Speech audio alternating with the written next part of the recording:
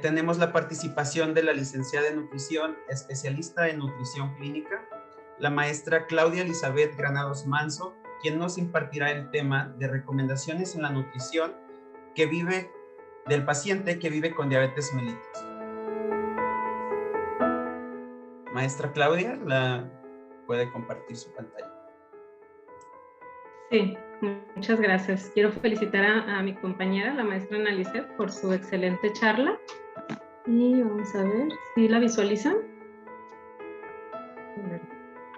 Sí. Gracias.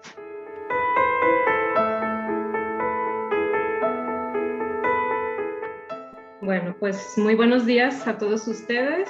Agradezco la invitación a la especialidad en salud pública de enfermería y la participación pues de todos ustedes y su asistencia. Espero que sea de mucha utilidad este tema que les voy a impartir y que les voy a compartir información.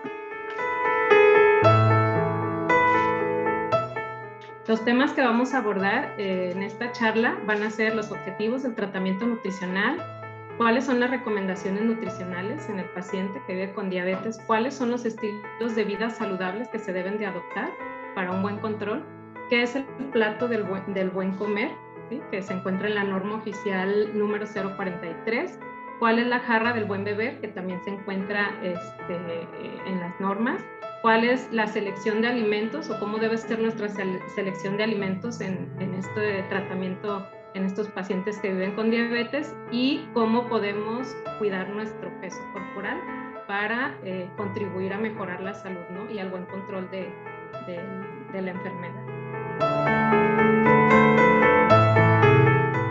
Bueno, quiero empezar hablando sobre el tratamiento de la diabetes, ¿sí? Los pilares angulares importantes en este tratamiento son 3. Uno de ellos es una alimentación correcta. Otro de ellos es la educación diabetológica, ¿sí? O sea, que el mismo paciente aprenda a conocer la enfermedad y su autocontrol. Y el tercer pilar importante es los fármacos hipoglucemiantes y la insulina. Como ya todos sabemos, pues la alimentación es muy importante para el cuidado de nuestra salud. En el paciente que vive con diabetes, el manejo de la alimentación pues es de los pilares más importantes, ya que se puede decir que para un buen control de la diabetes, la alimentación influye entre un 40 a un 50% en el tratamiento, ¿sí?, en un buen control de esta enfermedad. Como objetivo principal va a ser proporcionar al individuo todas las herramientas necesarias para lograr ese buen control, ¿sí?, para evitar retardar o detener las complicaciones, ya sean crónicas o agudas de la misma enfermedad, ¿sí? Y este control óptimo de la diabetes va a ser necesario que haya un equilibrio entre los macronutrientes, que son los hidratos de carbono, los lípidos y las proteínas, ¿sí? Y el tratamiento en la educación también tiene que ver con el mismo autocontrol del paciente, ¿sí?, de la enfermedad en el paciente. Así como ya lo había mencionado, la dieta, los fármacos y el ejercicio también va a ser clave importante en este buen control.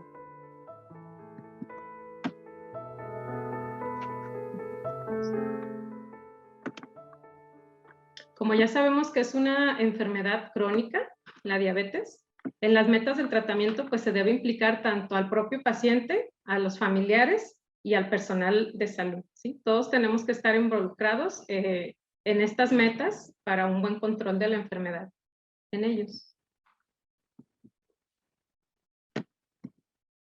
Los objetivos generales pues va a ser mantener la glicemia capilar adecuada, modificar la ingesta de alimentos, la medicación y la actividad física.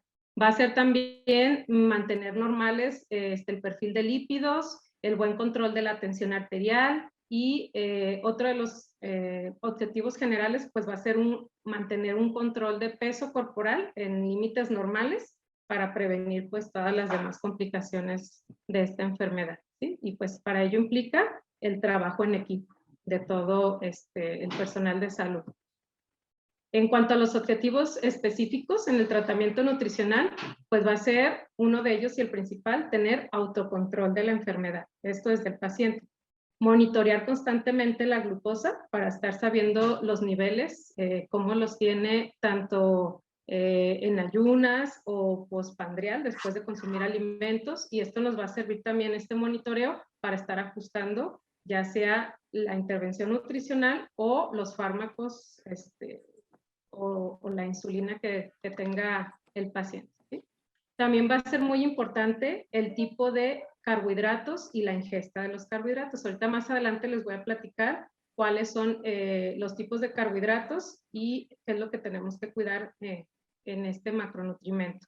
Vigilar también el tipo de grasas que se consumen, estar monitoreando también la presión arterial constantemente, cuidar el consumo de sodio en los alimentos, ¿sí? Esto es muy importante, sobre todo para tener un buen control de la presión arterial, tener horarios de comida muy establecidos, incluir colaciones en caso de ser necesario, ¿sí? Esto es muy importante porque esto nos ayuda a activar el metabolismo, ¿sí? Los ayunos prolongados nos pueden causar hipoglucemias, entonces es muy importante por eso establecer horarios de comida, ¿sí?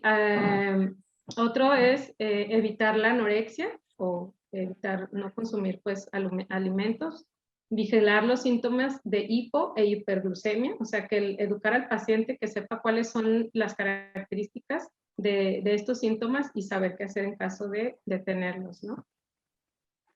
Otro de los tratamientos o importancia en el tratamiento nutricional va a ser también fomentar la actividad física constante, ¿sí? Ya que sabemos que la actividad física pues nos ayuda a quemar grasa y también nos ayuda a que se metabolicen más rápidamente esos hidratos de carbono y pues bajar los niveles de glucosa. También va a ser muy importante tener vigilancia en el consumo del tratamiento convencional, en este caso con hipoglucemiantes o con el tratamiento intensivo, que es la insulina. ¿Sí? Va a ser muy importante que el paciente tenga en cuenta su tratamiento. Conocer sus cifras normales de glucosa en ayunas y postpandria, por eso es importante el monitoreo y educar al paciente cuáles son las cifras normales y que se esté monitoreando esa glucosa. Realizar exámenes de laboratorio constantes cada 3 a 6 meses para estar vigilando pues ese control de glucosa, ya sea con una hemoglobina glucosilada que nos habla de la glucosa de los últimos 3 a 6 meses, entonces va a ser muy importante estar monitoreando con bioquímicos. Realizar también, mantener cifras normales de lo que ya les mencioné de hemoglobina glucosilada, abajo de 6.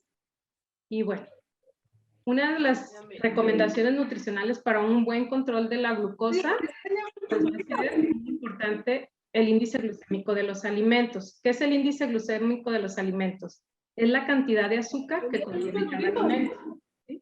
Y lo que hace es elevar el nivel de azúcar en sangre y pues tenemos varios grupos de alimentos que contienen hidratos de carbono, que son los que tienen índice glucémico. Solamente los alimentos que contengan hidratos de carbono. Ahorita les voy a hablar un poquito más de estos alimentos, ¿sí? El índice glucémico va a una escala, tiene una escala o una clasificación del 0 al 110, ¿sí? Y clasifica los alimentos con bajo índice glucémico, aquellos que se clasifican de 0 a 55.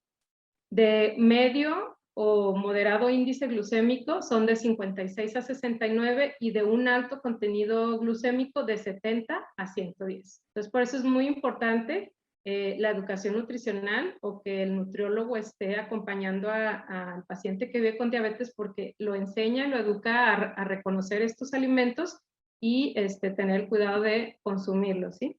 También tenemos que vigilar o tomar en cuenta en el tratamiento nutricional que el índice glucémico también se clasifica de acuerdo a los alimentos liebre o que son de rápida absorción y elevan la glucosa, y a los alimentos tortuga, que nos ayuda, hace que se absorba más lentamente la glucosa y evita los picos hipoglucémicos, hiperglucémicos o de glucosa alterados.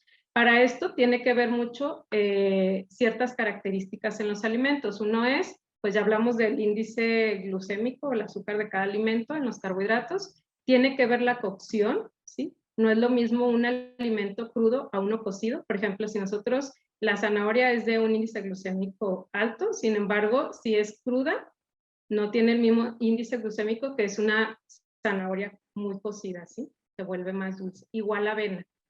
La avena cruda tiene fibra y tiene un índice glucémico no tan alto, pero si la cocemos y aparte le agregamos leche, pues se hace de un índice glucémico alto y el carbohidrato se modifica y pues entonces sí no es tan recomendable, ¿sí?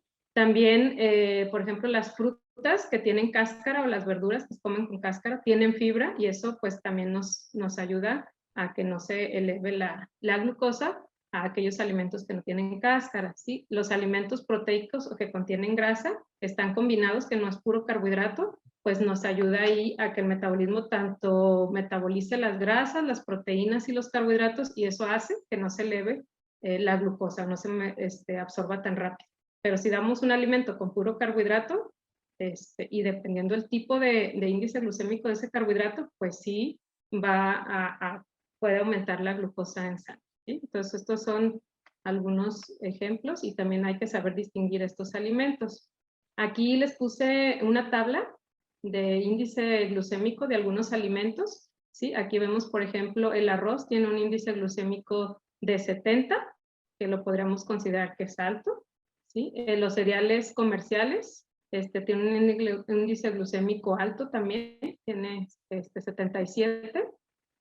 Por ejemplo, la calabaza cocida también tiene un índice glucémico de 75, la zanahoria de 85 y la sandía de 75. ¿Sí? Estos son algunos alimentos con índice glucémico elevado, que se nos puede favorecer elevar los niveles de glucosa en sangre.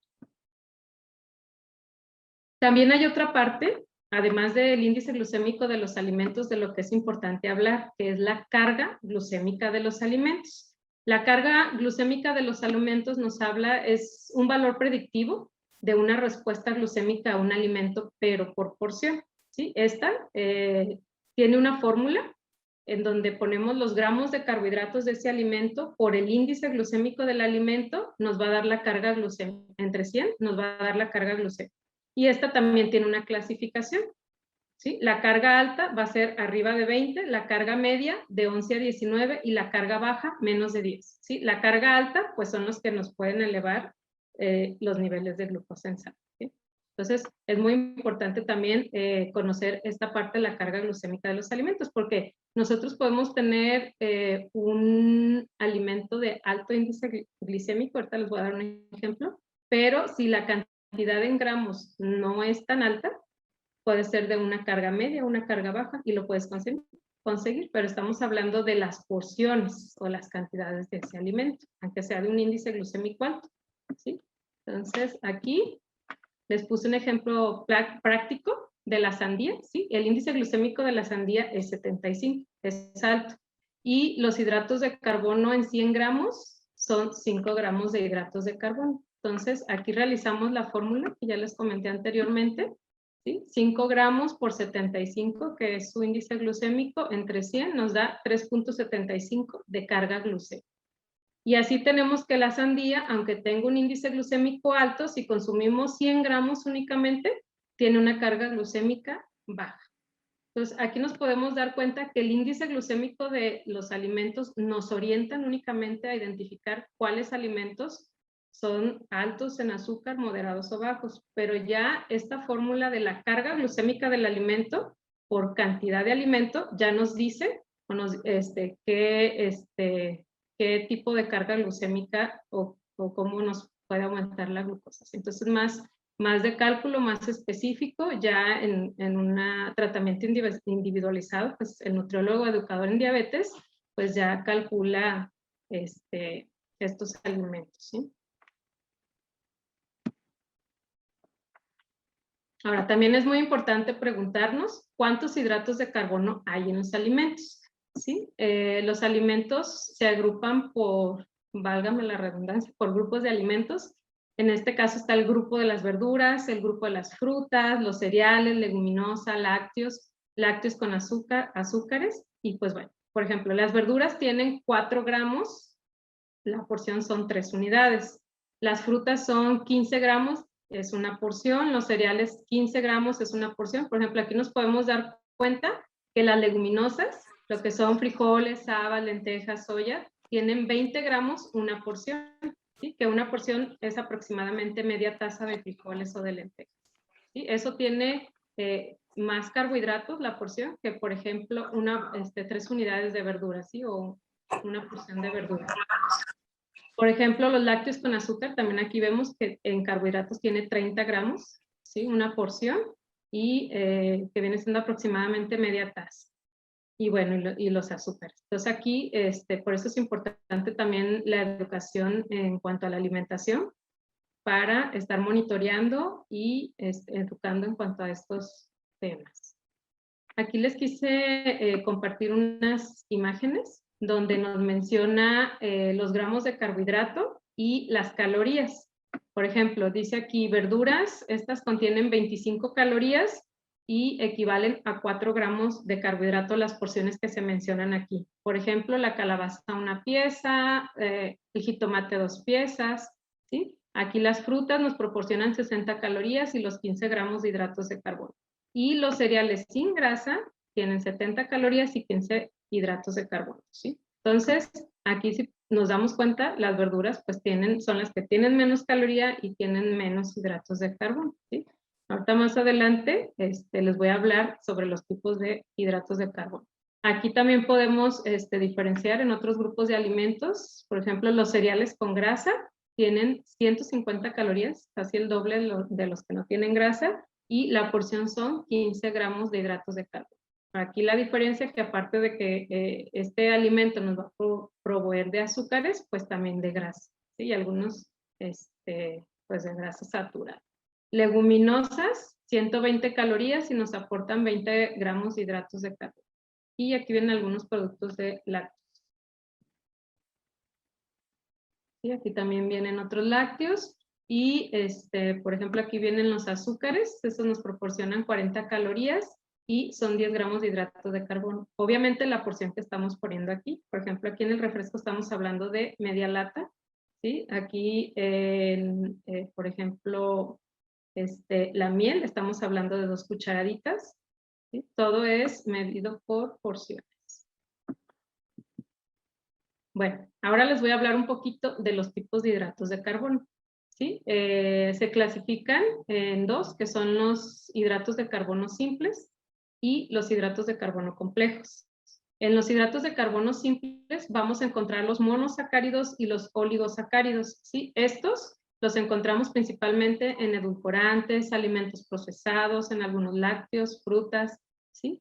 Y los hidratos de carbono complejos, estos son los polisacáridos, que son el almidón, el glucógeno y los que contienen fibras. Y estos los encontramos principalmente en las verduras, en los tubérculos, en las hortalizas, en algunas frutas y en algunos alimentos integrales, ¿sí? Entonces, esto es muy importante porque si nosotros sabemos educar al paciente en cuanto al tipo de hidrato de carbono, ¿sí? Esto pues va a favorecer el tratamiento, ¿sí? Recomendar los hidratos de carbono complejos.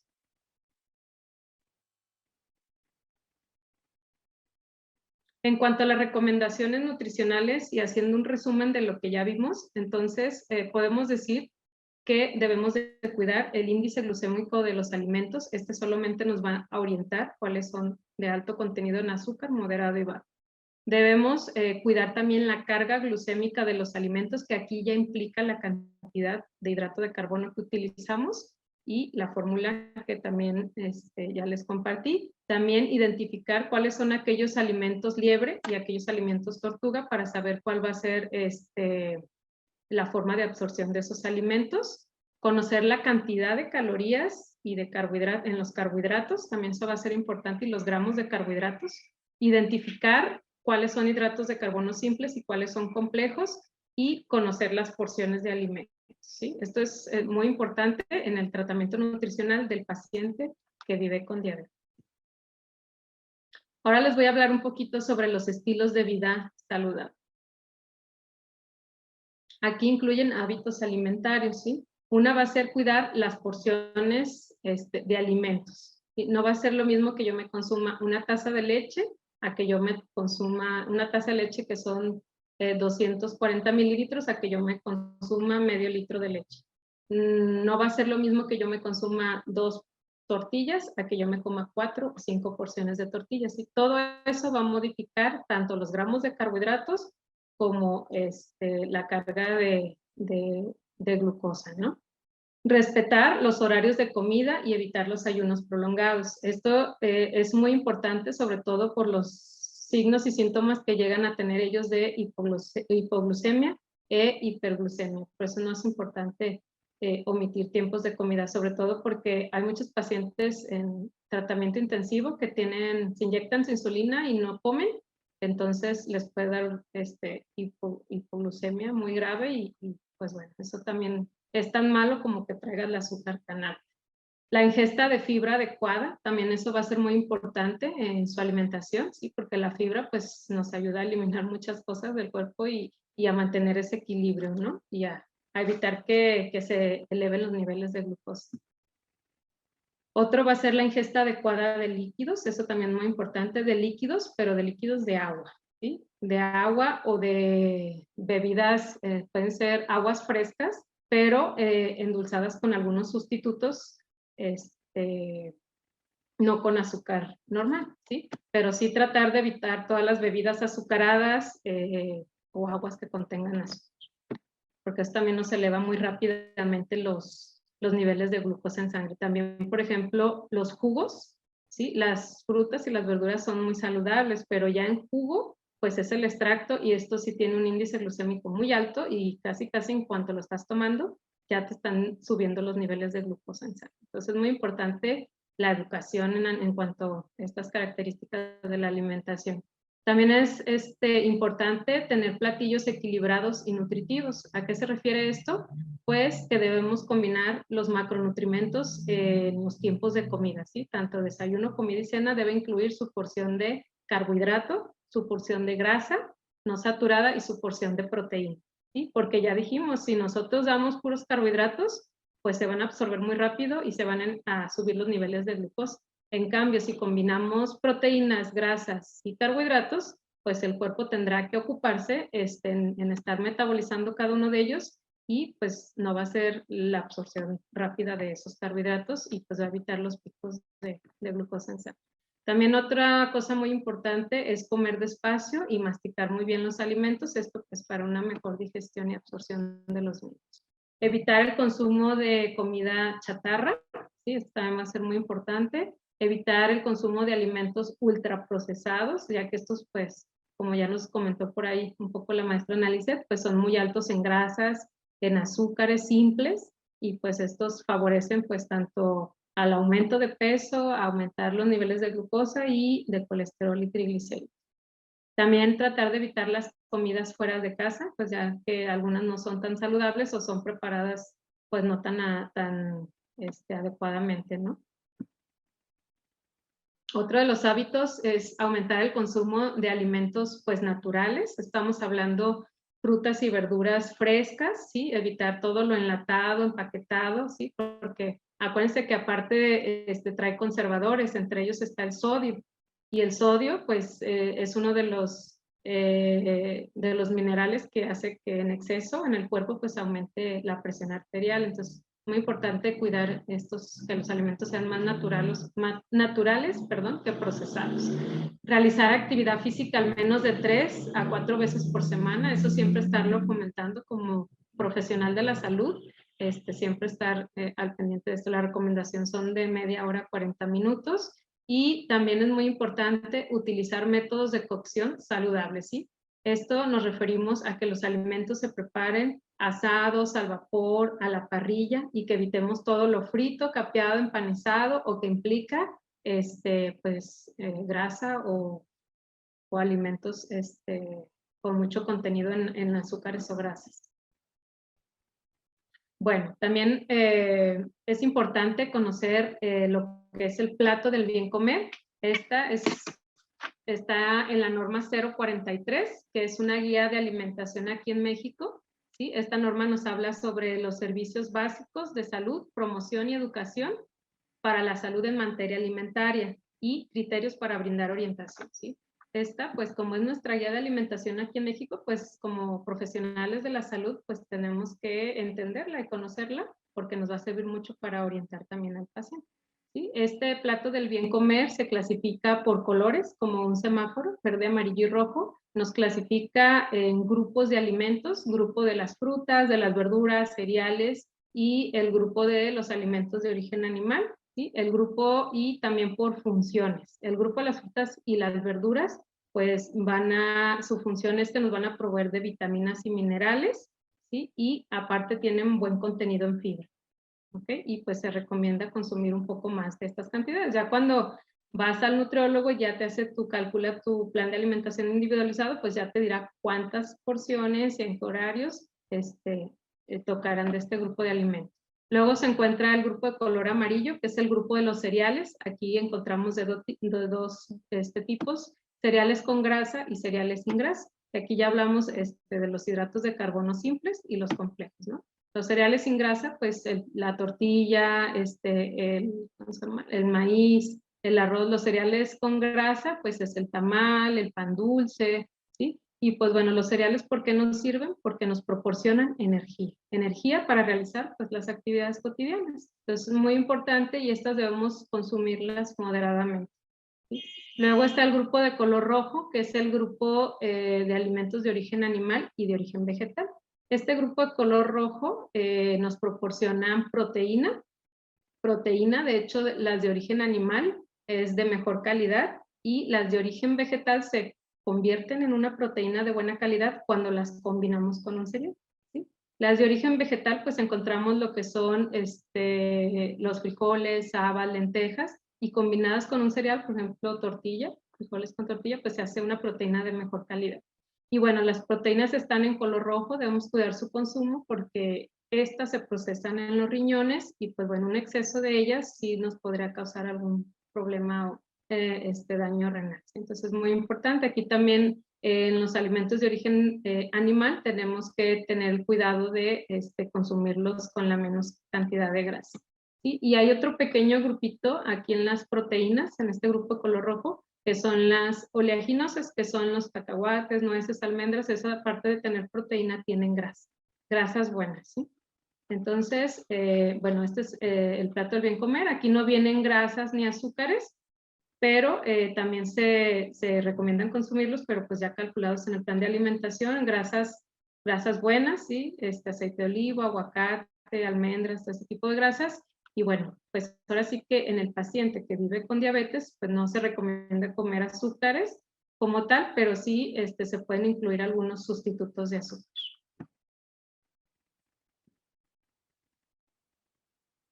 También quiero hablarles sobre la jarra del buen beber.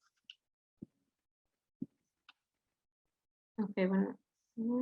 Sí, sobre la jarra del buen beber, la importancia de mantenernos hidratados. Sí, ya sabemos que en porcentaje nuestro cuerpo pues tiene más porcentaje de agua que de otra cosa. En hombres es el 60% y en mujeres es el 50%. Sí, también sabemos que se pierde muchos líquidos corporales por sudor, respiración, por la orina. Entonces, por eso es muy importante la hidratación, ¿sí? Pero hay que saber con qué nos debemos hidratar o cuál es lo saludable o lo correcto hidratarnos. Por eso ahorita les voy a hablar sobre los niveles de la jarra del buen beber.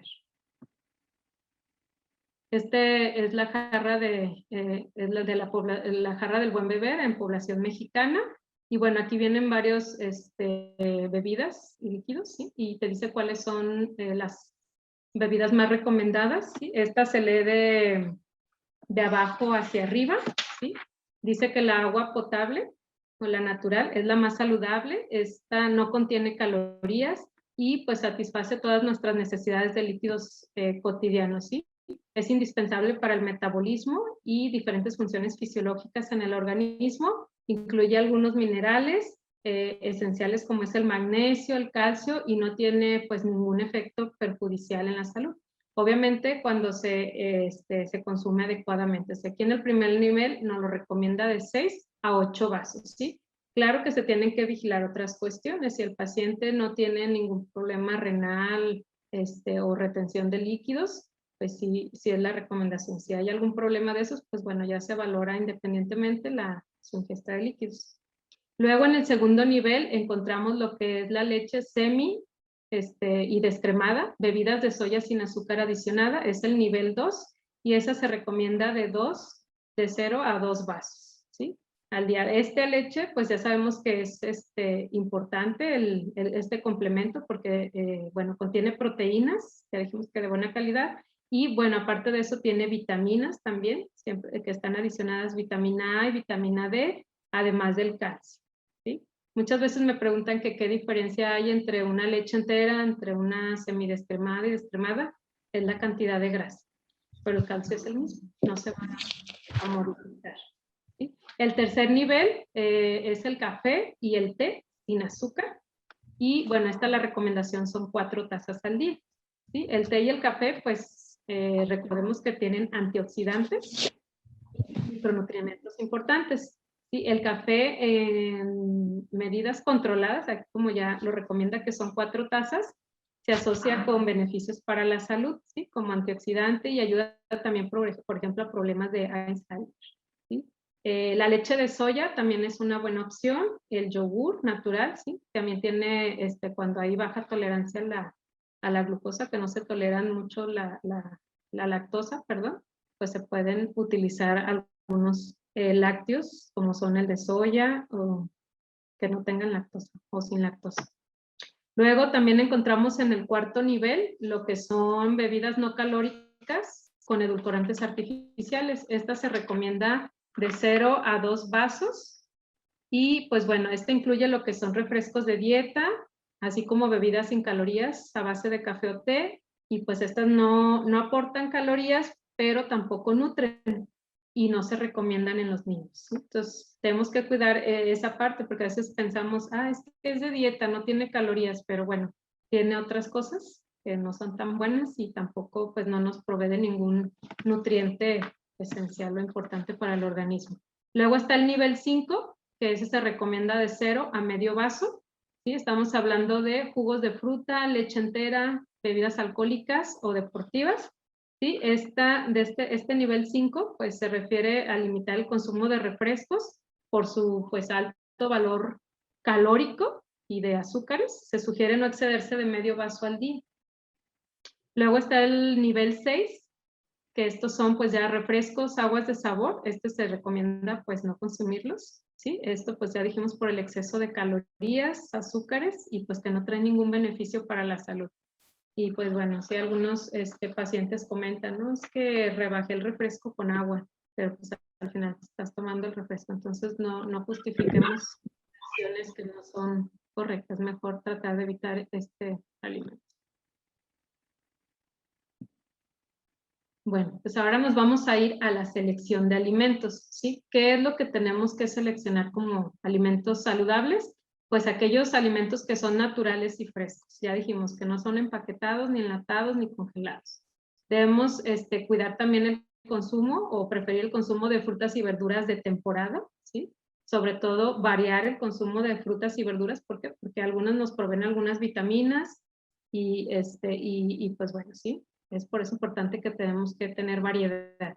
Tenemos que seleccionar alimentos con bajo índice glucémico, hidratos de carbono complejos, que ya los vimos, alimentos ricos en fibra, integrales, que sean preparados en casa, que tengan técnicas de preparación saludables, ya comentamos por ahí asados al vapor, consumir al menos 2 veces por semana pescado, ¿sí? Por el contenido de omega que tiene el pescado, ¿sí? Preferir grasas poliinsaturadas, omega 3, 6 y 9, que son grasas buenas, ¿sí? La encontramos en el aguacate, aceite de olivo, en el salmón, ¿sí? Porque estas grasas, recuerden que nos contrarrestan las malas, entonces si comemos grasas buenas, pues las grasas saturadas, el colesterol y los triglicéridos, pues van a disminuir sus niveles. Combinar alimentos de todos los grupos, ya dijimos que el equilibrio en el plato, que tenga proteínas, carbohidratos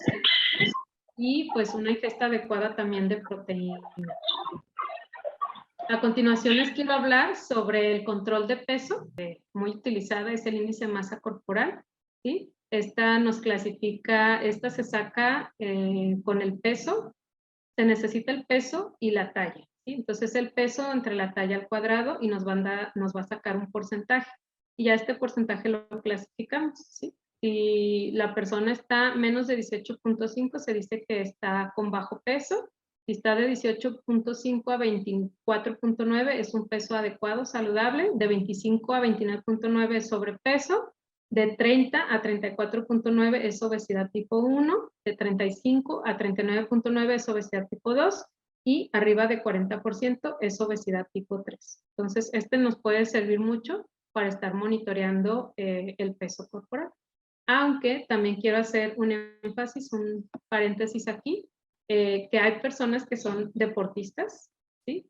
Que ellos trabajan mucho la parte de masa muscular y entonces ahí sí ya necesitamos saber también el porcentaje de grasa y el porcentaje de músculo, ¿sí? Porque pueden pesar más, pero no es de grasa corporal, sino de masa muscular. Entonces, con excepción de estas personas, ¿sí? Por eso es importante que el nutriólogo haga una evaluación completa y saque sus porcentajes tanto de masa muscular, grasa, y pues de hacer una valoración y un diagnóstico correcto. ¿Cómo puedo cuidar mi peso corporal? Pues modificando estilos de vida saludables. Ya mencionamos algunos. Modificar también conductas alimentarias, que aquí tiene que ver mucho pues la educación desde niños, la religión, las costumbres, ¿sí? La cantidad y tipos de alimentos pues también influyen mucho para tener un buen peso. La ingesta adecuada de fibra, la ingesta adecuada de líquidos, también de preferente agua natural, la preparación saludable de alimentos, evitar las bebidas azucaradas, los alimentos ultraprocesados y bueno, la actividad física también es clave en este control de peso o peso adecuado. Y por último, pues sí los quiero invitar a que se acerquen al nutriólogo con educación en diabetes. En esta parte, este nutriólogo está pues preparado para acompañar tanto al paciente que vive con diabetes como a sus familiares en esta educación, porque el paciente aprende de la enfermedad y hay un mejor autocontrol de la misma y pues mejores resultados. Entonces fue muy importante el nutriólogo con educación en diabetes. Muchas gracias. Bueno, pues le agradezco, maestra. Cabe mencionar que la maestra Claudia Granados, ella es licenciada en nutrición por parte de la Universidad de Guadalajara, es especialista en nutriología clínica de la Facultad de Salud Pública y Nutrición de la Universidad Autónoma de Nuevo León.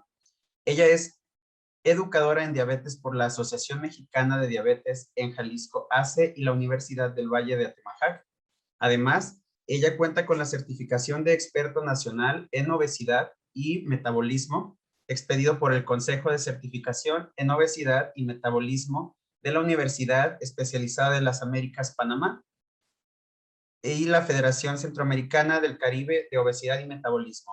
Además de ella ser miembro fundador y activo del Colegio de Nutriólogos de Jalisco y miembro fundador y actual vicepresidente de la Federación Nacional de Colegios y Asociaciones de Nutriólogos en México, además de haber obtenido el reconocimiento como profesionista destacado en 2015 por el gobierno del estado de Jalisco. Es coordinadora y fundadora de la Consulta de Nutrición Clínica en el estado de Jalisco, además de ser docente, investigador e investigador del Centro Universitario de Ciencias de la Salud.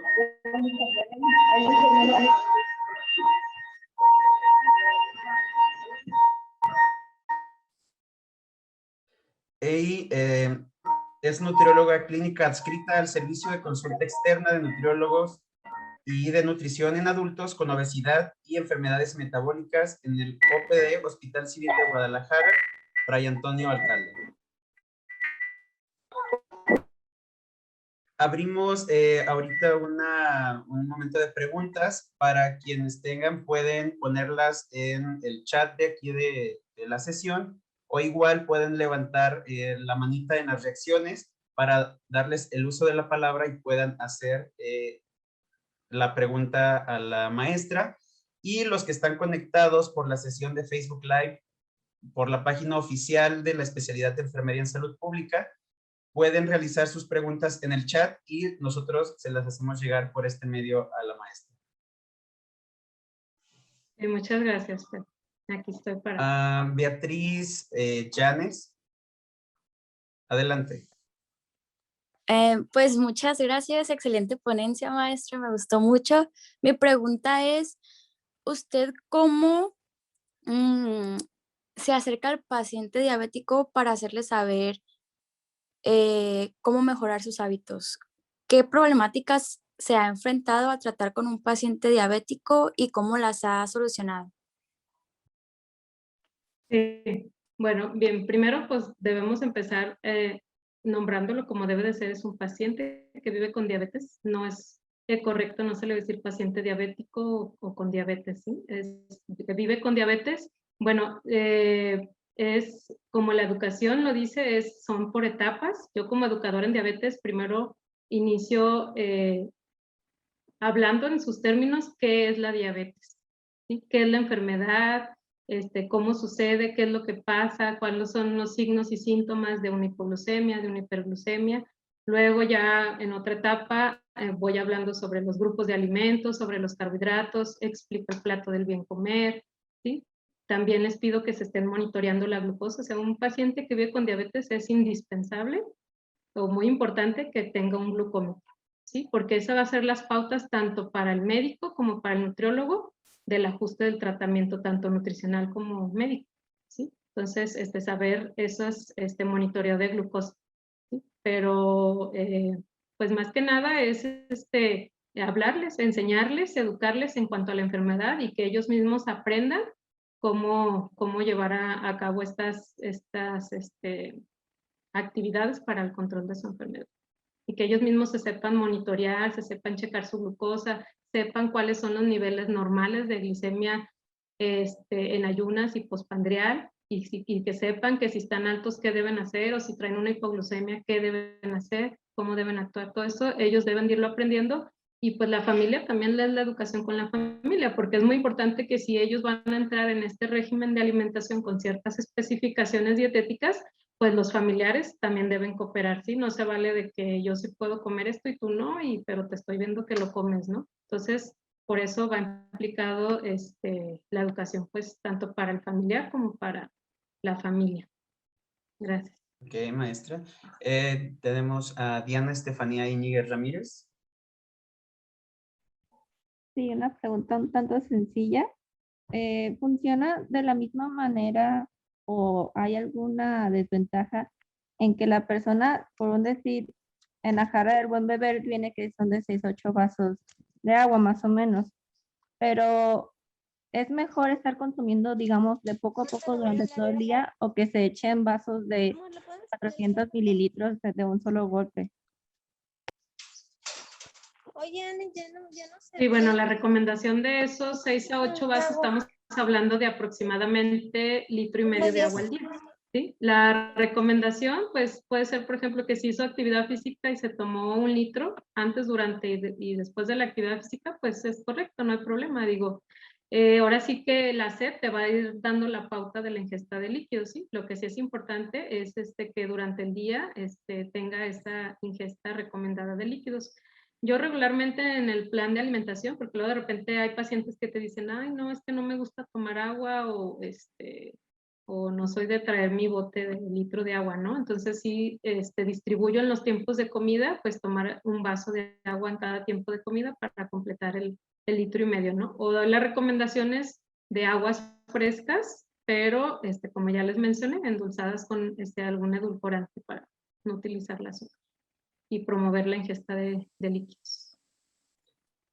También tenemos a Marco Antonio Sánchez Rico. Adelante.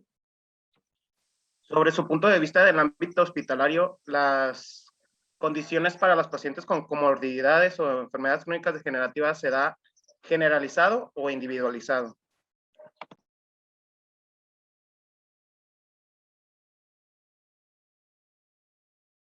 A ver si entendí tu pregunta. O sea, que si el plan alimenticio que se les da a los pacientes hospitalizados, ¿se les da individualizado o generalizado? ¿Es paciente o ya tienen una dieta específica para paciente diabético, hepatópata? Ah, ya te entendí. Pues el plan de alimentación, ajá, debes de ser individualizado. ¿Individualizado qué es? A las necesidades de cada persona, ¿sí? No es lo mismo si una persona está en una clasificación de sobrepeso o una que está en peso normal o una que está en obesidad, ¿sí? Entonces ahí, como ya mencionamos durante la plática, tiene que ver la cantidad y la porción de los alimentos y de algunos macronutrientes. Entonces, sí tiene que ser personalizado, porque a lo mejor yo tengo un paciente que vive con diabetes que está en peso normal y lo único pues es el control de la glucosa, ¿no? Entonces me voy a enfocar una dieta adecuada, sus calorías para él y únicamente la glucosa. Pero a lo mejor tengo otro paciente que vive con diabetes y que aparte de la glucosa tiene presión arterial alta, ¿no? Entonces ya voy a modificar algunas ¿cómo se llama? Indicaciones en el tratamiento nutricional con alimentos bajos en sodio. O, por ejemplo, tengo algún paciente que aparte trae dislipidemia, pues bueno, voy a modificar también el plan de alimentación en cuanto al tipo de grasas y la preparación de alimentos y la cantidad de líquidos y esto. Entonces, sí, el plan de alimentación es individualizado. Obviamente que en los hospitales, porque pues en cocina no se puede hacer el platillo individualizado de cada paciente, pues si ya hay estándares de dietas para pacientes que viven con diabetes o para pacientes que viven con enfermedad renal, ¿sí? Ya hay dietas establecidas, pero ya dados de alta tienen que irse con un plan de alimentación individualizado y recomendaciones para cada persona. Ok, espero ya haya quedado respondida tu pregunta, Marco. Tenemos una pregunta por el chat, maestra.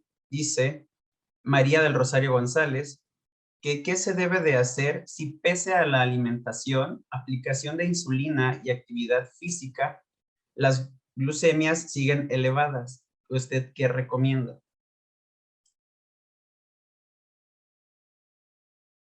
Bueno, ahí sí es muy importante tener un monitoreo de la glucosa, ¿sí? Hay que ver que se esté monitoreando la glucosa en diferentes tiempos del día, ¿sí? En ayunas, antes de desayunar, después de desayunar, antes de comer, después de comer, antes de cenar, después de cenar y alguna en la madrugada. Ese monitoreo durante una semana nos va a servir para ver qué está pasando. Quizás sea la alimentación, qué alimentos esté consumiendo o en qué momentos la tiene alta, a lo mejor nada más es en la comida y tiene que ver lo que está comiendo, ¿sí? O también tiene que ver en el ajuste del tratamiento médico, que ya sea con insulina o con hipoglucemia, ¿sí? Entonces, es muy importante el monitoreo de glucosa para ajustar eso, sí, pero cuando normalmente están muy altos los niveles, algo está pasando en la alimentación o el tratamiento médico.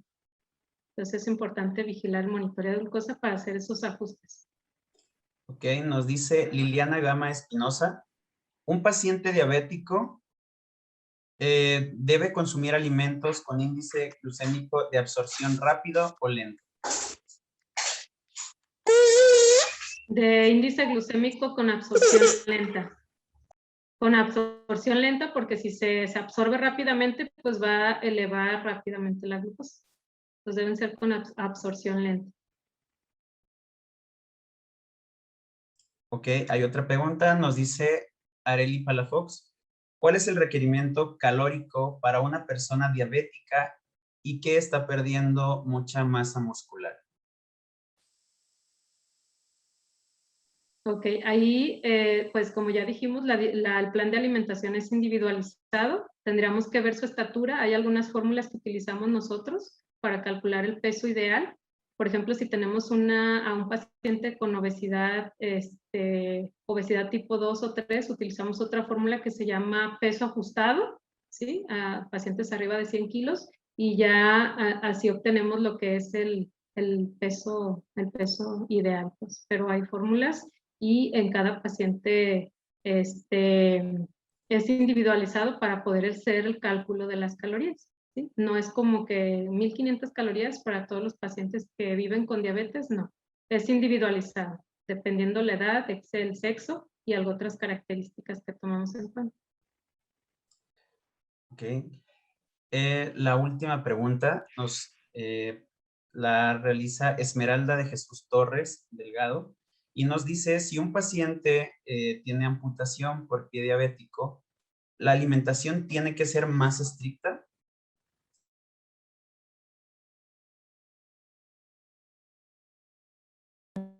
Sí, Pues no es que sea más estricta, sino estar vigilando, como ya vimos, la ingesta de hidratos de carbono, ¿sí? Para mantener en niveles adecuados, pues los niveles de glucosa en sangre.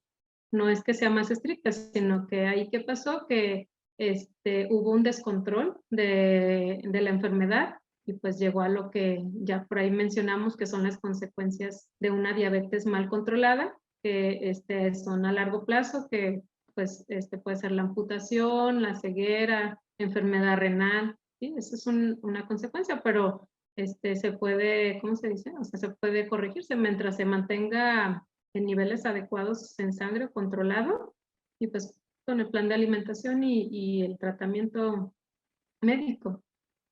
No hay necesidad de ser tan estrictos. Sí, nomás ahí pues sí también vigilar en bioquímicos si ya trae algún problema renal y eso, pues hay que ajustar el plan de alimentación en cuanto a las proteínas. Si no tiene ningún problema renal, podemos disminuir la ingesta de carbohidratos, aumentar proteínas y nada más estar vigilando pues, los bioquímicos, la función renal, para no tener problemas con el riñón. Pero si tenemos depresión de masa muscular, podemos dar más ingesta de proteínas, nada más estar vigilando.